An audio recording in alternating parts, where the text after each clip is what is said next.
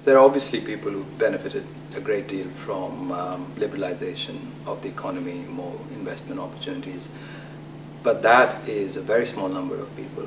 And what has also happened in India, it's still primarily a rural country. Most of the population still lives in villages, and a large percentage of that population has been dependent upon agriculture, and agriculture has suffered a kind of stagnation in recent years.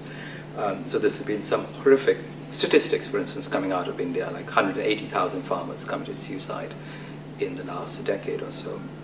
So when you look at those statistics, I think the whole question of who is actually benefiting from this economic boom in India, those questions become very pertinent. And I think it is a very important question to ask, but the answer has to be very complicated, because obviously, there are very visible signs of wealth in the Indian cities. Even in some smaller Indian cities, you see shopping malls everywhere, and you see people kind of indulging in a kind of brand name consumption they wouldn't have indulged in even 5 years ago. And that persuades a lot of people into thinking, oh, this country is, as Foreign Affairs magazine put it, a roaring capitalist success story.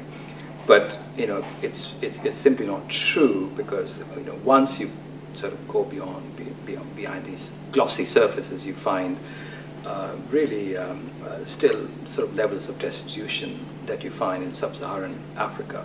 So I do think we have to move away from this rhetoric about India being this great economic success story, and actually look at what has happened to large numbers of Indians in the last 10 years or so.